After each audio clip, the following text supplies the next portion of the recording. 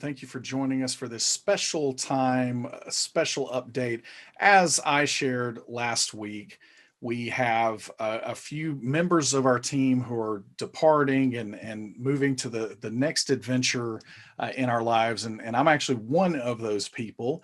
And so we wanted to come together today to introduce some of the new faces that are going to be really taking the reins and driving the leadership of what's going on with D&D Beyond going forward from this moment. It has been an incredible ride, and I don't even think I was processing all of it very effectively last week as I was sharing the news with all of you. I certainly will miss everything that's going on here at D&D Beyond. It has been just the thrill and the journey of a lifetime to be able to bother some the president of Curse back in those days, just late night Slack messaging like, hey, we've got to do this Dungeons and Dragons thing, and did you know that the market grew 38% last year, and all of the things that went into of initially just getting people to pay attention to, hey, this could potentially be a good idea, to forming the team, to playing in those initial campaigns where Dungeons and Dragons just took over the office. I mean, in those early days, we were supporting video games. That was the real thing that we were doing, and moving into the tabletop gaming space for the first time.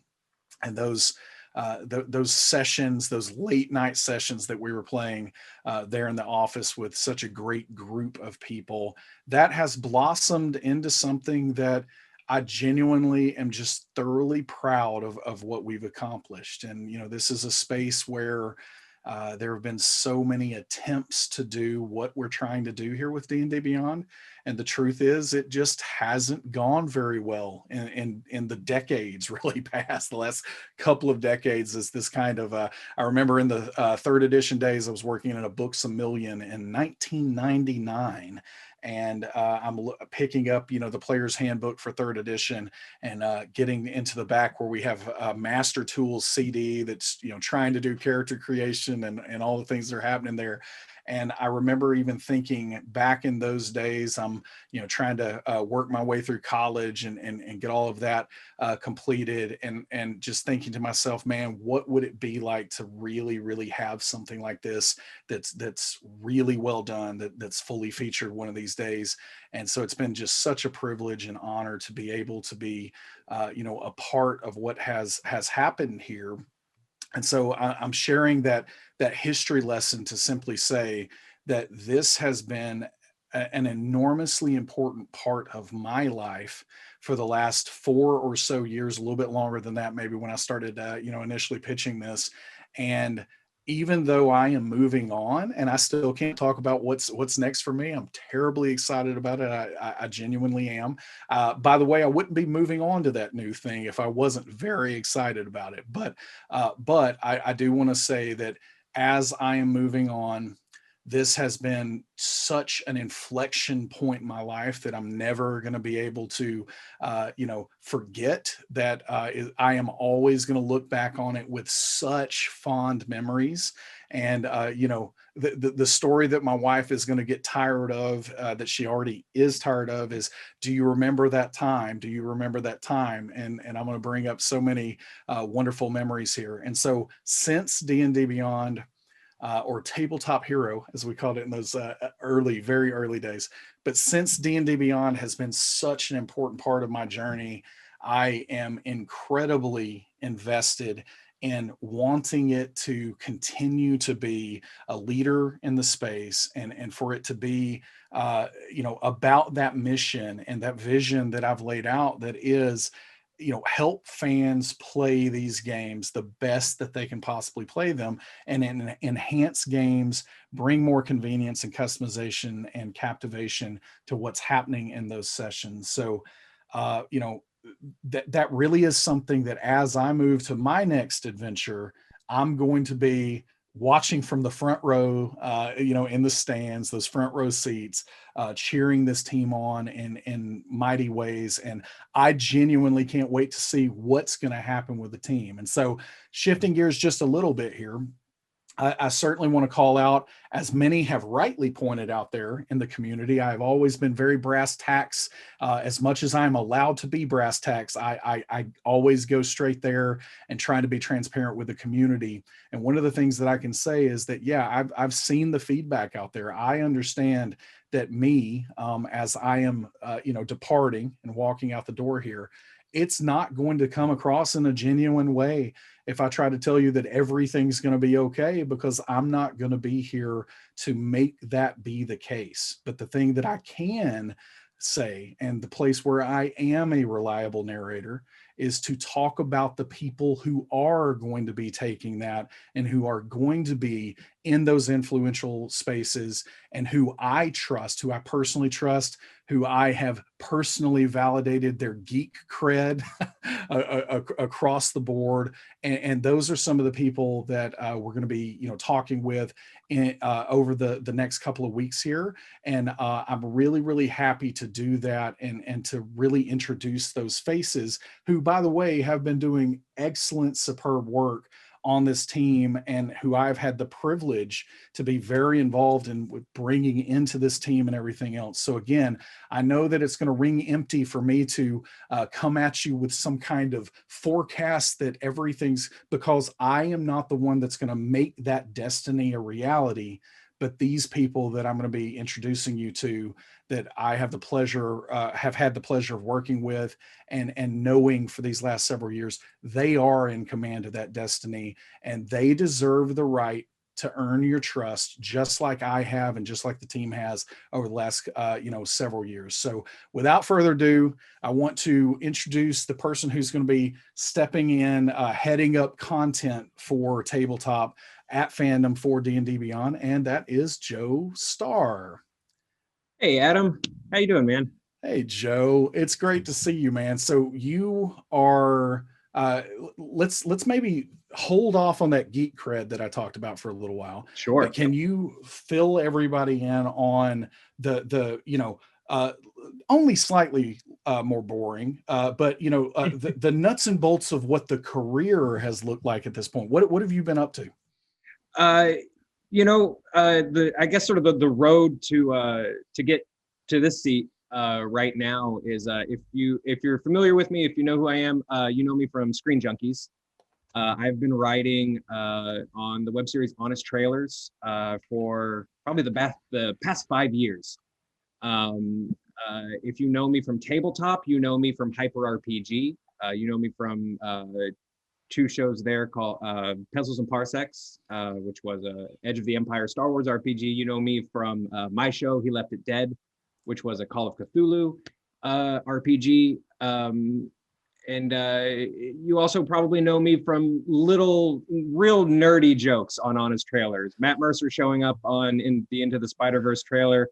That's this guy, stuff like that. So I've definitely always tried to wedge that in to that part of my career.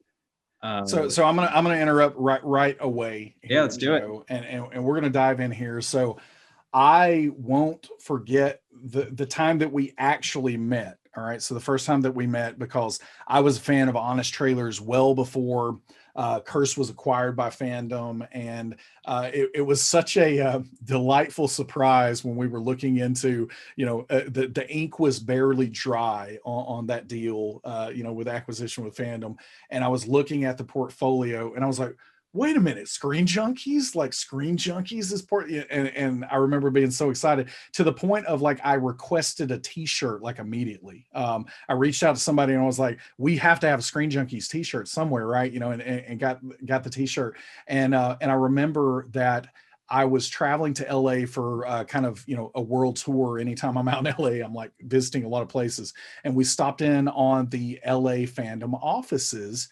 And I was in, Michael Chang, who is a chief business officer now of Fandom, and has been my boss for the last, year or so. Michael's a great guy. And I was in his office meeting him for the first time. And I remember that he and Roth Cornett, who is, heading up content at Fandom, she and he were talking, and it's like, there's somebody that we really want you to meet. He's just obsessed with Tabletop, and he wants to meet you really, really badly. And like they kept like playing this up, and I was like, look, guys, like you are hyping this up way too much, right? And they're like, well, no, he's like eating lunch right now, though. This was like the worst time you could have come. And I remember thinking like, oh, I'm so sorry. Like I stopped by, my bad, you know. And so like we continued meeting for a little while, and then sure enough, you know, I guess they had slacked you or something, and Joe shows up in the office.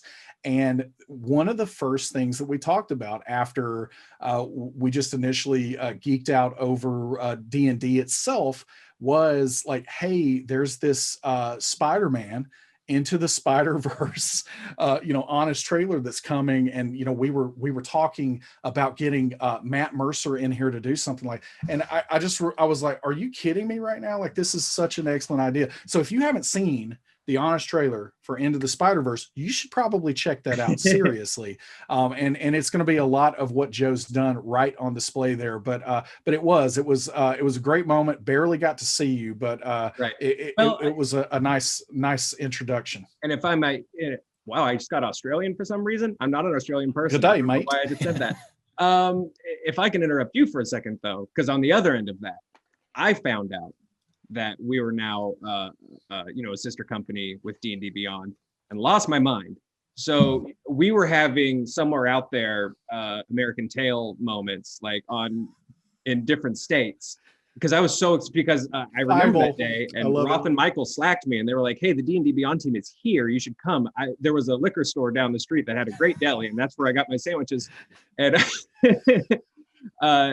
so I grabbed my turkey bacon sandwich and just like hauled back to the office so that I could meet you guys. Yeah, I remember them saying something about like he's caught up at lunch, and then of course, since I don't live in LA, I visit frequently, and it seems like I would always remember this. I'm thinking, oh, he's going to be just right back. But then I'm like, oh, it's LA.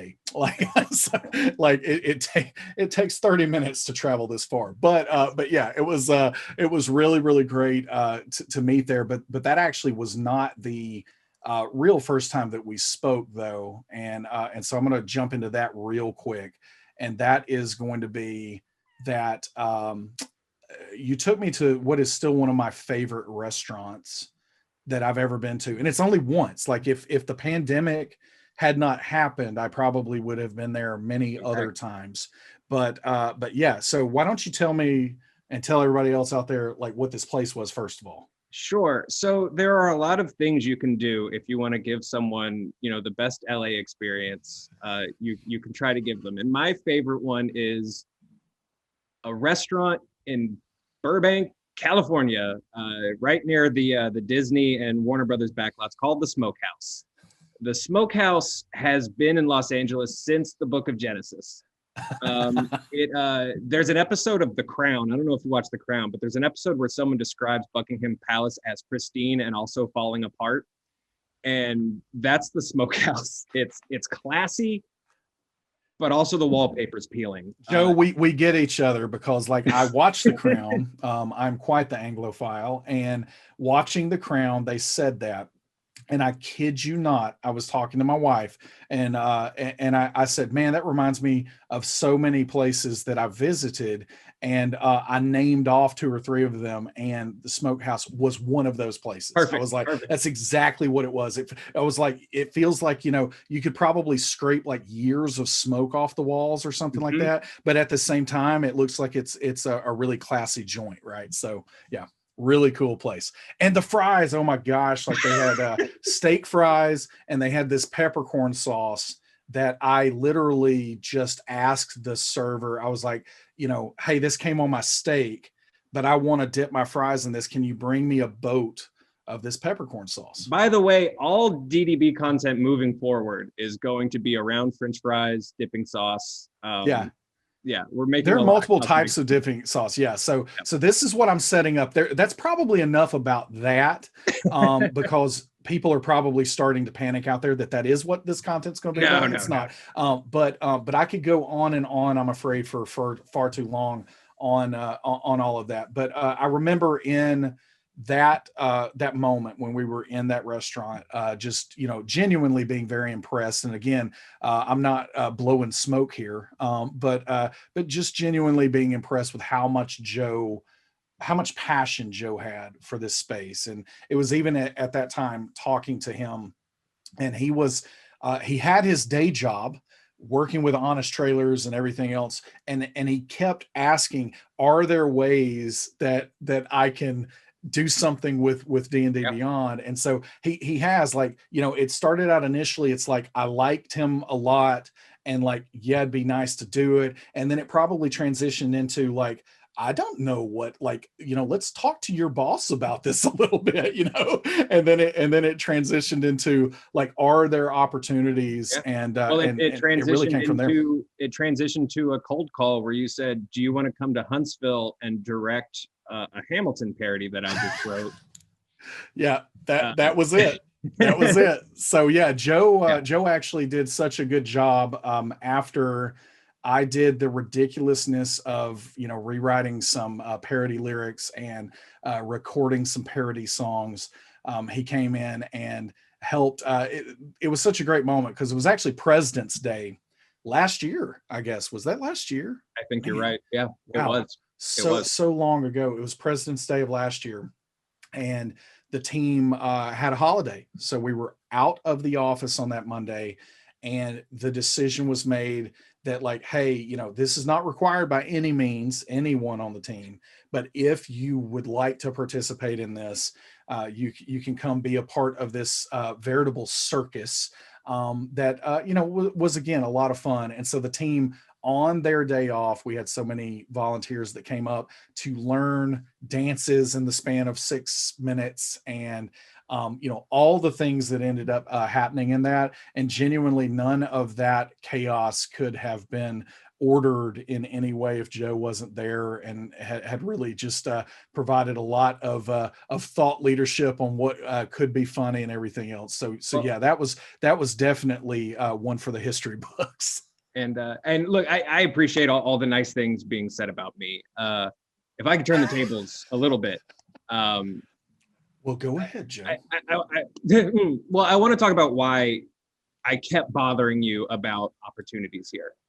I remember the next time we probably saw each other was New York Comic Con, and you sold me on this team and the family that you've built here. You sold me on the idea of missionaries, not mercenaries. You sold me on the idea of D&D Beyond is a community of people that care about this, that care about, I like calling it helping people escape their day and tell their stories. That really, and that spoke to me. It really did. Look, I've been working with the same people for 5 years. I consider them family. To be perfectly candid with you, I'm real nervous, making such a big change like that. I feel like change is tough is the theme of today and of the past 2 weeks, especially for this community. And I also I get it.